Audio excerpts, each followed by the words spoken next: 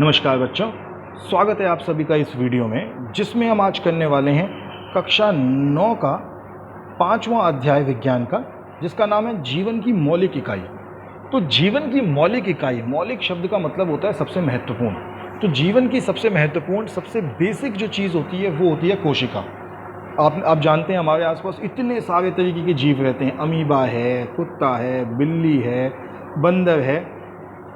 ये सभी जीव जो हमारे आसपास रहते हैं, ये सभी जीव कोशिकाओं के बने हुए होते हैं। क्या होती हैं कोशिकाएं? कोशिकाएं होती हैं किसी जीव की सबसे मूलभूत इकाई। यानी कि अगर मैं किसी जीव के शरीर को तोड़ता जाऊं, किसी जीव का शरीर जो है वो विखंडित होता रहे, टूटता रहे, तो जीव का शरीर टूटने पर जो सबसे छोटा हिस्सा हमें मिलेगा, जो सबसे छोटी इकाई हमें मिलेगी, वो सबसे छोटी इकाई जो है वो कहलाएगी कोशिका। एक कोशिका को यदि बार बार हम रिपीट करें, बार बार बनाएं, तो कोशिका को बार बार रिपीट करने पर जो जीव है वो पूरा बन जाता है। जैसे हमारा शरीर है, हमारे शरीर के अंदर जो रक्त है, जो ब्लड है, जो खून है, वो भी कोशिकाओं का बना है। ठीक है, और सिर्फ खून ही नहीं, हमारे शरीर के अंदर जो हड्डियां हैं वो कोशिकाओं की बनी है, जो मांसपेशियां हैं वो कोशिकाओं की बनी है, सब कुछ कोशिकाओं का बना है। इसीलिए कोशिका को कहा जाता है कि ये जीवन की मौलिक इकाई है। मौलिक मतलब सबसे महत्वपूर्ण, सबसे बेसिक इकाई। वो कहते हैं कि सभी जीव सूक्ष्म इकाइयों के बने होते हैं, जिन्हें कोशिका कहते हैं, जो कि मैंने आपको अभी बताया। सभी जीवों के संरचनात्मक और कार्यात्मक इकाई कोशिका है। अब मेरे शरीर में या आपके शरीर में या जंतुओं के शरीर में सबसे महत्वपूर्ण जो काम, सबसे बेसिक जो काम जो किया जाता है, वो करती हैं कोशिकाएं। कोशिकाएं हर एक जीव को खाना खाने में मदद करती हैं, खाने को पचाने में मदद करती हैं, खाने को पूरे शरीर में भेजने में मदद करती हैं, और जो वेस्ट होता है, जो अपशिष्ट होता है, उसे शरीर से निकालने में भी मदद करती हैं। कोशिका के आकार, आकृति व संगठन अध्ययन साइटोलॉजी कहा जाता है। साइटोलॉजी जो ब्रांच है, साइटोलॉजी जो विज्ञान का एक हिस्सा है, वो हमें इन सब चीज़ों को पढ़ने में मदद करता है, कोशिकाओं के बारे में। कोशिका की खोज किसने की थी? 1665 में रॉबर्ट हुक नाम के एक वैज्ञानिक ने इनकी खोज की थी। कैसे? उन्होंने मृत कॉर्क कोशिकाओं में कोशिका को सूक्ष्मदर्शी से देखा। तो रॉबर्ट हुक एक वैज्ञानिक थे, उन्होंने एक सूक्ष्मदर्शी बनाया, और उस सूक्ष्मदर्शी के अंदर उन्होंने देखा कि कैसे जो पेड़ से निकलने वाला, तने से निकलने वाली एक तरीके की लकड़ी होती है, उसकी कोशिकाएं कैसे दिखती हैं। सर्वप्रथम सूक्ष्मदर्शी में जीवित कोशिका को एंटनी लिविनहॉक ने देखा था। इनसे पहले लिविनहॉक नाम के एक वैज्ञानिक थे, उन्होंने भी कोशिकाओं को देखा था। प्रोटोप्लाज्म में विभिन्न संगठन में जल, आयन, नमक, इसके अतिरिक्त दूसरे कार्बनिक पदार्थ जैसे प्रोटीन, कार्बोहाइड्रेट, वसा, न्यूक्लिक अम्ल व विटामिन आदि होते हैं। तो कोशिका के अंदर होता है प्रोटोप्लाज्म। क्या होता है प्रोटोप्लाज्म के अंदर? प्रोटोप्लाज्म के अंदर वो सभी चीज़ें होती हैं जो कोशिका को जीवन जीने में मदद करती हैं, जैसे कि प्रोटीन, कार्बोहाइड्रेट, न्यूक्लिक अम्ल, विटामिन आदि। जब हम कोशिकाओं की बात कर रहे हैं तो जीव जंतु जो होते हैं वो दो तरीके के होते हैं। या तो वो एक कोशिका वाले जीव होते हैं जिनका पूरा शरीर एक कोशिका का बना हुआ है, या वो बहुकोशिका वाले जीव होते हैं जिनका शरीर जो है बहुत सारी कोशिकाओं का बना हुआ है। एक कोशिका वाले जीव होते हैं अमीबा, पैरामीशियम, बैक्टीरिया, और बहुकोशिका वाले होते हैं जैसे मनुष्य, गाय, पेड़। तो एक कोशिका और बहुकोशिका वाले जीवों में अंतर क्या है वो समझ लेते हैं।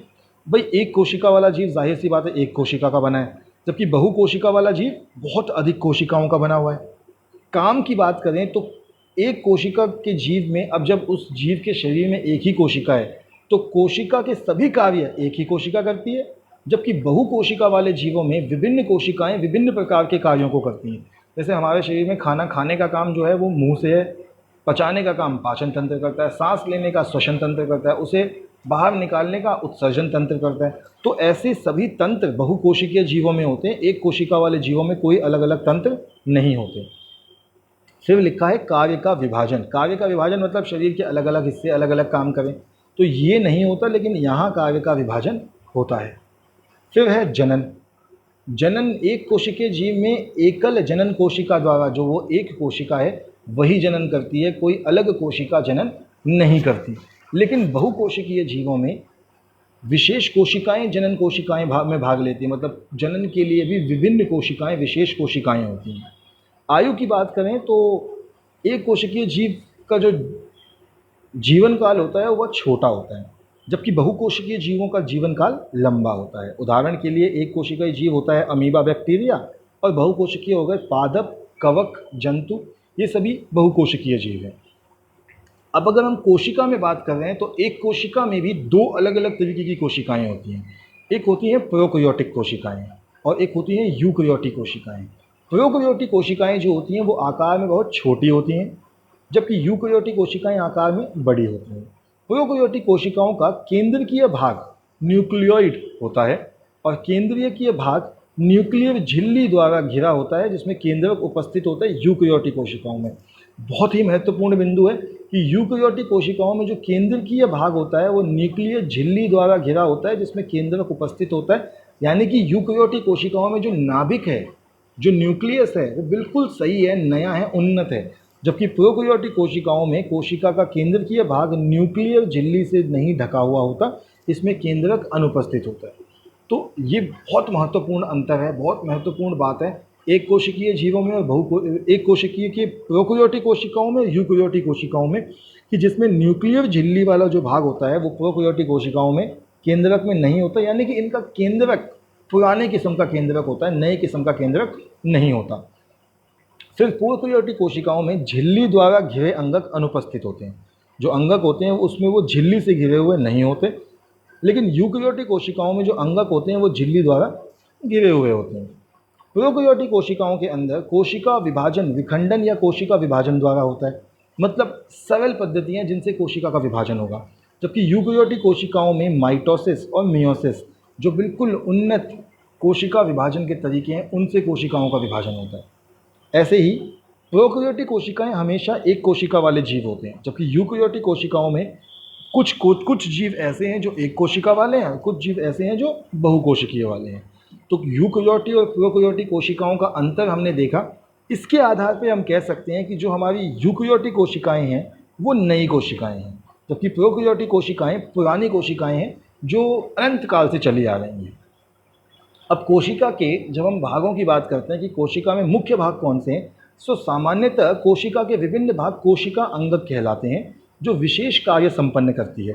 सामान्यतः कोशिकाओं में 3 मुख्य भाग होते हैं, पद, प्लाज्मा झिल्ली, फिर केंद्रक और कोशिका द्रव्य। ये 3 ऐसे भाग हैं जो सभी कोशिकाओं में निरंतर होते हैं। इसके अलावा भी अन्य भाग हैं, पर ये 3 भाग ऐसे हैं जिनको देखकर हम जो पादप की सबसे मुख्य कार्यों को नियंत्रित करते हैं, यही वो कोशिका के हिस्से हैं जो मेन काम होते हैं उनको कर पाते हैं। इसके अलावा जो बाकी काम है वो बाकी कोशिका अंगक द्वारा किए जाते हैं। तो सबसे पहले कोशिका झिल्ली को देखते हैं। कोशिका झिल्ली, जिसे इंग्लिश में कहते हैं सेल मेम्ब्रेन, कोशिका झिल्ली को प्लाज्मा झिल्ली या प्लाज्मोलेमा भी कहा जाता है। कोशिका झिल्ली वर्णात्मक पारगम्य झिल्ली यानी कि सिलेक्टिवली परमिएबल मेम्ब्रेन होती है। देखिए, वर्णात्मक पारगम्य झिल्ली का मतलब क्या होता है कि ये केवल कुछ चुनिंदा चीज़ों को ही कोशिका के अंदर जाने देती है और कुछ चुनिंदा चीज़ों को ही कोशिका से बाहर आने देती है। एक तरीके से ये कोशिका का द्वार है। जैसे आपके घर के अंदर कोई भी नहीं आ सकता, वैसे ही कोशिका के अंदर भी आने जाने वाली चीज़ों को ये नियंत्रित करती है। जो कोशिका के अंदर या बाहर केवल कुछ पदार्थों को अंदर या बाहर आने जाने देती है, उसी को हम कहते हैं वर्णात्मक पारगम्य झिल्ली। यह प्रत्येक कोशिका को दूसरी कोशिका के कोशिका द्रव्य से अलग करती है, यानी कि एक कोशिका को दूसरी कोशिका से अलग करने का काम भी इसी का होता है। यह जंतु कोशिका व पादप कोशिका दोनों में पाई जाती है। तो बहुत इंपॉर्टेंट बिंदु है कि ये जो अंग है वो जंतुओं में भी मिलता है और पादपों में भी मिलता है। जंतुओं में मिलता है यानी जंतु कोशिकाओं में मिलता है, पादपों में मिलता है यानी कि पादप कोशिकाओं में मिलता है। यह प्रोटीन व लिपिड से बनी होती है। ये केमिकल पदार्थ होते हैं, प्रोटीन और लिपिड, ये उनकी बनी हुई होती है। और प्लाज्मा झिल्ली का काम क्या होता है? तो पहला, यह कोशिका के अंदर व बाहर अणुओं को आने जाने देती है। यह कोशिका का निश्चित आकार बनाए रखती है। प्लाज्मा झिल्ली के अंदर व बाहर अणुओं के आदान प्रदान 2 प्रकार से होते हैं, विसरण और परासरण। तो आपने ये अभी अभी समझा कि ये जो पदार्थ है, ये जो झिल्ली है, ये कोशिका के अंदर और कोशिका के बाहर सामान को आने और जाने देती है। तो ये जो सामान आता जाता है, इस ट्रांसपोर्ट को हम कहते हैं कि या तो विसरण होगा या परासरण होगा। क्या फ़र्क है विसरण और परासरण में, ये समझ लेते हैं। तो विसरण होता है कि उच्च सांद्रता से निम्न सांद्रता की ओर स्वतः गमन, यानी कि ज़्यादा कंसंट्रेशन जहाँ पदार्थ ज़्यादा है वहाँ से वो वहाँ जाएगा जहाँ पदार्थ कम है। जबकि परासरण क्या होता है कि वर्णात्मक झिल्ली द्वारा जल अणुओं का उच्च से सांद्रता से निम्न सांद्रता की ओर जाना। देखिए, परासरण जो है वो अधिकतर जल का होता है, जबकि विसरण जो है वो अधिकतर हवा का होता है।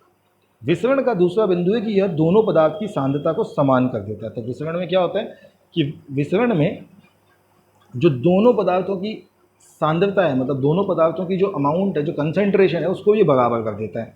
जबकि परासरण में क्या होता है कि दोनों पदार्थ की सांद्रता को समान कर देता है। तो यहाँ पे भी दोनों पदार्थों की जो कंसंट्रेशन है वो समान हो जाएगी, मतलब तब तक यहाँ पे मूवमेंट होगा, ट्रांसपोर्ट होगा, जब तक दोनों चीज़ें बराबर नहीं हो जाती। तीसरा बिंदु है ठोस, द्रव्य, गैस तीनों में संभव। तो विसरण ठोस, द्रव्य, गैस तीनों में संभव है, लेकिन अधिकतर किस में होता है? गैस में। जबकि परासरण केवल द्रव्य माध्यम के लिए ही होता है, केवल लिक्विड के लिए। जैसे अगर आप जो स्विमिंग पूल में जाएंगे तो आप देखेंगे कि आपकी उंगलियां थोड़ी देर में एकदम कसीली सी हो जाएंगी, उंगलियों पर निशान पड़ जाएंगे, वो परासरण के द्वारा होता है। आप खीर बनाते हैं, उसमें किशमिश डालते हैं, वो एकदम मोटा अंगूर जैसा हो जाता है, वो परासरण द्वारा होता है। वसरण आगे कहलाता है कि अपनी सांद्रता में अंतर के आधार पर विभिन्न पदार्थ गति करने के लिए स्वतंत्र हैं। तो सांद्रता मतलब जिस तरीके से वो पदार्थ होता है उस तरीके से पदार्थ अंदर या बाहर की गति करता है। लेकिन परासरण में केवल विलायक गति करने के लिए स्वतंत्र, विलयन नहीं। परासरण में अधिकतर क्या होता है कि पानी ही होता है जो गति करता है, पानी ही कोशिका के अंदर से बाहर और बाहर से अंदर जाता है। चलिए, मुझे लगता है ये बिंदु आपको अच्छे से समझ में आ गया है। थोड़ी सी मुश्किल चीज़ है, आप एक बार वीडियो को पॉज करके दोबारा पढ़ सकते हैं, जिससे आपको ये सभी बिंदु एकदम क्लियर हो जाए। चलिए, आपने पढ़ लिया है, अब तो आगे बढ़ते हैं और अगला पदार्थ देखते हैं। अगला अंग जो है उसे कहते हैं कोशिका भित्ति, जिसे इंग्लिश में कहते हैं सेल वॉल। क्या होती है कोशिका भित्ति? यह कोशिका की सबसे बाह्य झिल्ली है उस जंतु कोशिकाओं में जो अनुपस्थित होती है। अब देखिए, पादप जो पेड़ पौधे होते हैं वो एकदम बाहर खुले वातावरण में रहते हैं, बारिश, आंधी, तूफान, बहुत गर्मी, बहुत ठंड, तो उनकी कोशिकाओं को बचाने के लिए उनकी कोशिका पे एक अतिरिक्त परत होती है, एक और लेयर होती है, जिसे हम कहते हैं कोशिका भित्ति। यह सख्त, मजबूत, मोटी, सरंध्र, अजीवित संरचनाएं जो सेल्यूलोज से बनी होती है। कोशिकाएं भित्ति द्वारा एक दूसरे से जुड़ी हुई होती है। तो एक बीच में एक भित्ति होती है जिससे कोशिकाएं जो एक दूसरे से जुड़ी हुई होती हैं, और यही कोशिकाओं को एक कठोरता प्रदान करते हैं। तो पादप कोशिकाएं एक दूसरे से प्लाज्मोडेस्माटा से संपर्क में रहती हैं। आपको दिखेगा यहाँ डायग्राम में जो बीच में भूरे रंग का जो लाइन है, ये प्लाज्मोडेस्माटा है, ये बीच वाली, यहाँ वाली। फिर कोशिका भित्ति के कार्य समझते हैं। तो कोशिका भित्ति का पहला मुख्य काम है कोशिका को संरचना प्रदान करना, मतलब उसकी शेप जो जैसी होती है उसको बना के रखना। कोशिका को मजबूती प्रदान करना कि वो मजबूत बनी रहे। यह सरंध्र होती है और विभिन्न अणुओं को आर पार जाने देती है, मतलब इसके अंदर और इसके बाहर अणु आ और जा सकते हैं। इसमें मरम्मत करने व पुनर्जनन की क्षमता होती है, अगर कहीं पे खराब हो जाए तो वो मरम्मत हो सकती है और दोबारा से भी ये जीवित हो सकती है। आगे बढ़ते हैं। तो अगला जो अंगक है, सबसे महत्वपूर्ण अंगक, वो है केंद्रक। केंद्रक को हम कोशिका का दिमाग भी कहते हैं। जैसे कोशिका होती है, कोशिका का दिमाग होता है, तो केंद्रक वही है। और आपको केंद्रक का यहाँ डायग्राम दिखेगा। केंद्रक के डायग्राम में आपको दिखेगा कि ये बाहर से जैसे गोल भित्ति वाला अंग है, और इसके अंदर मुख्य अंग है जो कोशिका का सोचने का काम करता है। यही कोशिका के डीएनए को बनाने के लिए भी रिस्पॉन्सिबल है। अब आप कहेंगे डीएनए क्या है? तो डीएनए वो है जो एक कोशिका को दूसरी कोशिका के जैसा बनाता है। जैसे मैं अपने पिता की तरह दिखता हूँ, आप लोग हो सकता है अपने माता पिता की तरह दिखती हैं, वो कोशिका के इस केंद्रक के कारण ही होता है, क्योंकि केंद्रक के अंदर होता है डीएनए। पढ़ लेते हैं एक बार। यह कोशिका का सबसे महत्वपूर्ण अंग है जो कि कोशिका के सभी क्रियाओं को नियंत्रित करता है। यह कोशिका का केंद्र यानी कि हेडक्वार्टर कहलाता है। इसकी खोज 1831 में रॉबर्ट ब्राउन ने की थी। यूकेरियोटिक कोशिकाओं में स्पष्ट केंद्रक होता है, जबकि प्रोकैरियोटिक कोशिकाओं में प्राथमिक केंद्रक होता है। जो मैंने आपको बताया था कि जो प्रोकैरियोटिक कोशिकाएं वो पुरानी हैं, तो उनका जो केंद्रक है वो भी पुराने किस्म का है, उन्नत नहीं है। जबकि यूकेरियोटिक कोशिकाएं नई कोशिकाएं हैं, इनका जो केंद्रक है बिल्कुल उन्नत है। इसके ऊपर की द्विस्तरीय झिल्ली को केंद्रीय झिल्ली कहते हैं। तो ये जो झिल्ली आपको दिख रही है, इसी को हम केंद्रक झिल्ली कहते हैं। कोशिका द्रव में केंद्रकाय व क्रोमैटिन के धागे होते हैं। जो बीच में आपको ये धागे रूपी स्ट्रक्चर दिख रहा है, इसी को हम क्रोमैटिन और केंद्रकाय कहते हैं। क्रोमोसोम या क्रोमैटिन धागे डीएनए से बने हुए होते हैं, जो कि आनुवंशिक सूचनाओं को एक पीढ़ी से दूसरी पीढ़ी तक ले जाते हैं। जो मैंने आपको बताया था डीएनए, आपको बताया था कि डीएनए ही वो होता है जो एक संतति से दूसरी संतति में सभी इंफॉर्मेशन को, सभी सूचनाओं को लेके जाता है। इसकी फुल फॉर्म होती है deoxy ribo nucleic acid.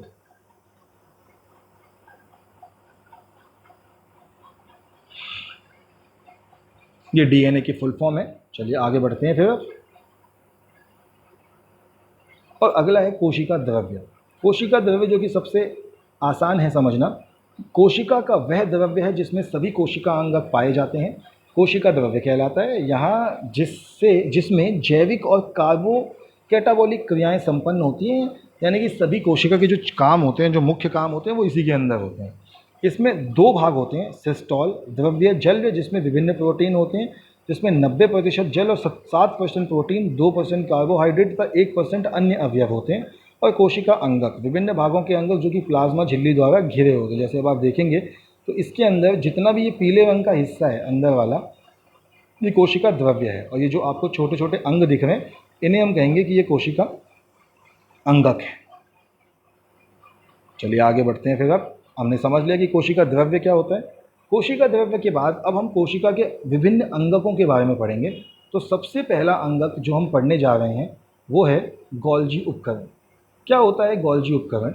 Golgi उपकरण यह पतली झिल्ली युक्त चपटी पुटिकाओं का समूह है जो एक दूसरे के ऊपर समांतर सजी रहती हैं।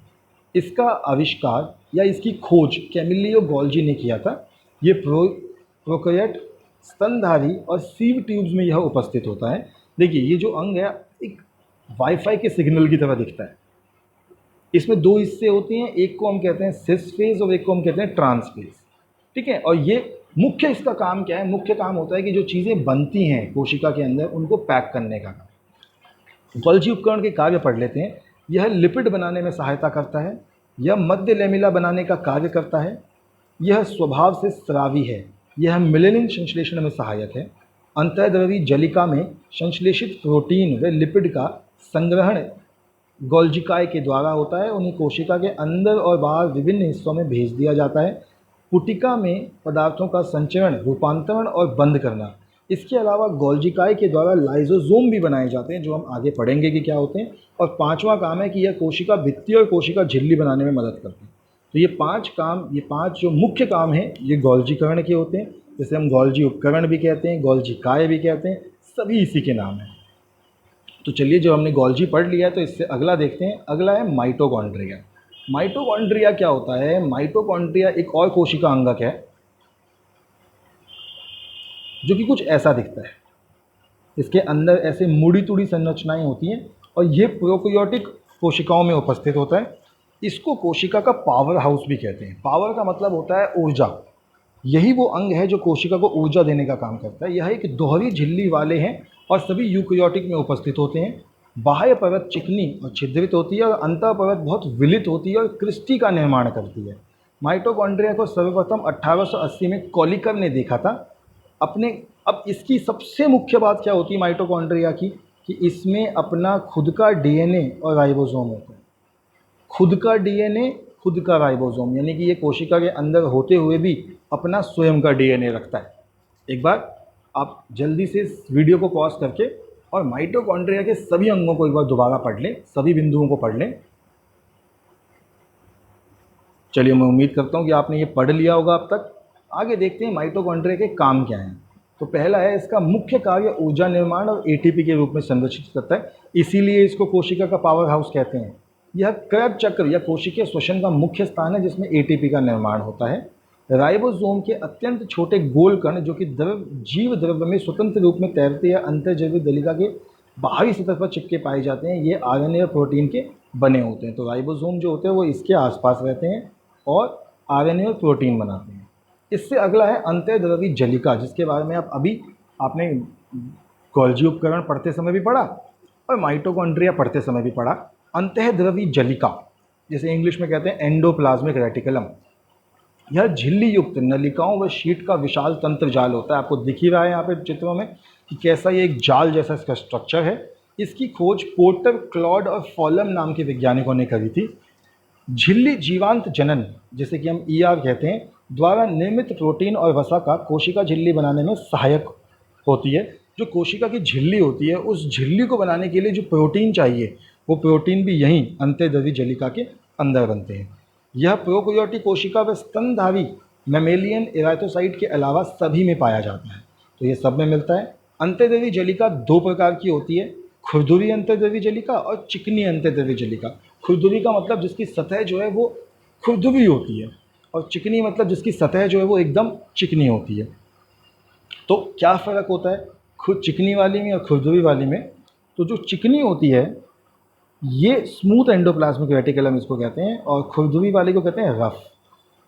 चिकनी वाली ये झिल्ली और नलिकाओं की बनी होती है, ये वसा और लिपिड बनाने में मदद करता है, राइबोसोम इसमें अनुपस्थित होती हैं, इसीलिए चिकनी है। कोशिका द्रव्य के भागों तथा केंद्रक के मध्य प्रोटीन के परिवहन के लिए नलिका सुविधा प्रदान करती है, और यकृत में कोशिकाओं में विष और दवा का निर्विषीकरण करती है। यानी कि कोई व्यक्ति जब कुछ खा लेता है, कुछ गलत चीज़ खा लेता है, तो उसके यकृत में उस चीज़ को खत्म किया जाता है, वो काम भी आगे करता है। फिर आता है एसीआर यानी कि खुरदुरी। तो ये सिस्टर्नी व नलिकाओं का बना होता है, प्रोटीन संश्लेषण में सहायक है क्योंकि इसके ऊपर राइबोसोम लगे होते हैं और राइबोसोम इसमें उपस्थित होते हैं। तो ये हमारा हो गया एसईआर। आगे बढ़ते हैं। अब अंतर्द्रव्य जलिका के मुख्य कार्य समझ लेते हैं। तो यह केवल ऐसा अंगक है जो कोशिका के अंदर पदार्थों के और केंद्रकों के बीच परिवहन के लिए नलिका सुविधा प्रदान करता है। मतलब ये एक तंत्र सुविधा है, जैसे सड़क होती है वैसे ही ये कोशिका के अंदर एक सड़क का काम करता है।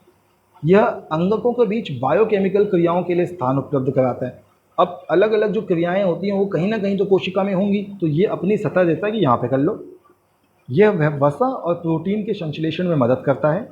एसईआर यकृत की कोशिकाओं में विष तथा दवा के निर्वीकरण में महत्वपूर्ण भूमिका निभाता है, जो बिंदु मैं आपको ऑलरेडी समझा चुका हूँ। तो चलिए एक बार दोबारा फटाफट पढ़ना चाहें तो आप पढ़ सकते हैं वीडियो को पॉज करके, अन्यथा मैं आगे बढ़ता हूँ अगले कोशिका अंगक की तरफ, जो कि है लवक, जिन्हें हम कहते हैं प्लास्टिड। यह केवल पादप कोशिकाओं में पाए जाने वाले अंगक हैं जिन्हें आंतरिक संगठन में झिल्ली की दो परतें होती हैं। आपको दिखेगा यहाँ पर एक नहीं बल्कि झिल्ली की दो परतें जो एक पदार्थ के अंदर धसी होती हैं। यह पदार्थ को स्ट्रोमा कहते हैं। ये आकार व आकृति में रिबन कुंडलित आदि की तरह होते हैं, जैसे आपको ये अंदर हरे हरे दिख रहे हैं, इन्हीं को स्ट्रोमा कहते हैं। और आपको बता दूं कि पादप में सिर्फ ये पादप में ही होता है क्योंकि यहाँ इन संरचनाओं में भोजन बनता है। लवक में अपना डीएनए और राइबोसोम होता है, और ये तीन प्रकार के होते हैं। ल्यूकोप्लास्ट जो कि सफ़ेद होते हैं और ये तने और जड़ों में होते हैं। क्रोमोप्लास्ट जो लाल और भूरे रंग के होते हैं, ये जड़ों में, तने में और पत्ती में होते हैं। और क्लोरोप्लास्ट जो कि हरे रंग के होते हैं, ये सिर्फ पत्तियों में होते हैं। क्लोरोप्लास्ट पढ़ लेते हैं। क्लोरोप्लास्ट केवल पादप कोशिकाओं में पाए जाते हैं। ये सूर्य की ऊर्जा में प्रकाश संश्लेषण क्रिया में सहायक होते हैं। क्लोरोप्लास्ट प्रकाश संश्लेषण द्वारा भोजन बनाते हैं, इसलिए उन्हें कोशिका का रसोई घर भी कहा जाता है। क्योंकि ये भोजन बनाने का काम कर रहे हैं, इसीलिए इन्हें कोशिका का रसोई घर कहा जाता है। तो आपने चित्र भी देख लिया, आगे बढ़ते हैं। आगे है रिक्तिका। रिक्तिका मतलब वैक्यूल। यह कोशिका द्रव्य में झिल्ली द्वारा निश्चित थैली के आकार की संरचनाएं होती हैं, जिन्हें टोनोप्लास्ट कहते हैं। जंतु कोशिकाओं में रिक्तिकाएं छोटी और अधिक पादप कोशिकाओं में बड़ी होती हैं।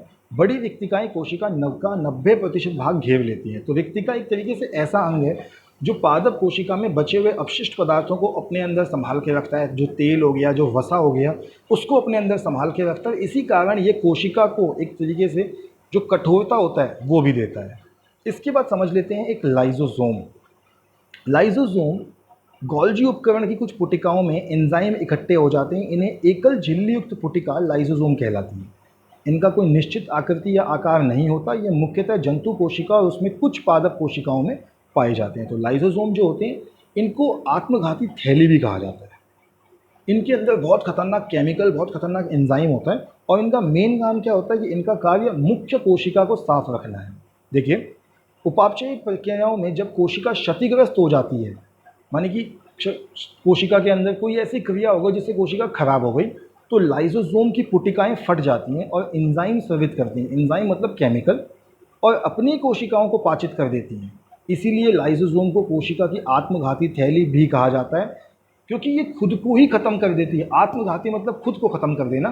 लाइजोसोम आवश्यकता होने पर खुद को भी खत्म कर सकता है, इसीलिए लाइजोसोम को कोशिका की आत्मघाती थैली कहा जाता है। चलिए आगे बढ़ते हैं और समझते हैं कि पादप कोशिका और जंतु कोशिका में क्या अंतर है। तो देखिए, पादप कोशिका में सबसे पहली बात है कि प्रकाश संश्लेषण हेतु क्लोरोप्लास्ट होता है, जबकि जंतु कोशिकाओं में क्लोरोप्लास्ट नहीं होता। पादप कोशिकाओं का आकार व आकृति निश्चित करने के लिए कोशिका भित्ति होती है। हमने पढ़ा था कि कोशिका भित्ति जो सबसे बाहर होती है वो पादप कोशिकाओं को एक निश्चित आकार देती है, जबकि जंतु कोशिकाओं में कोशिका भित्ति नहीं होती और आकार अनिश्चित होता है। इसके अलावा पादप कोशिकाओं में रिक्तिका उपस्थित होती है या रिक्तिका बहुत बड़ी होती है। जंतु कोशिकाओं में अगर होती है तो बहुत छोटी होती है, अन्यथा रिक्तिका अधिकतर अनुपस्थित होती है। पादप कोशिका में लाइसोसोम्स नहीं होते, जंतु कोशिका में लाइसोसोम होते हैं।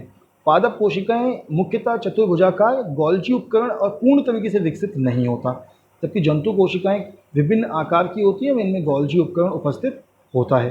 ये चित्र बनाएं पादप कोशिका का, जंतु कोशिका का, एक बार ध्यान से देख लेंगे, इन बिंदुओं को एक बार ध्यान से पढ़ लेंगे, जिससे आपको इसके अलावा कोई दिक्कत ना आए पादप कोशिका और जंतु कोशिका को समझने में। चलिए, मैं उम्मीद करता हूँ आपने ये सब पढ़ ही लिया होगा। तो मुझे लगता है इसी के साथ हमारा जो ये चैप्टर है वो पूरा हो गया। आपसे अगले वीडियो में मिलेंगे अगले चैप्टर के साथ। तब तक के लिए बच्चों, stay healthy and stay safe.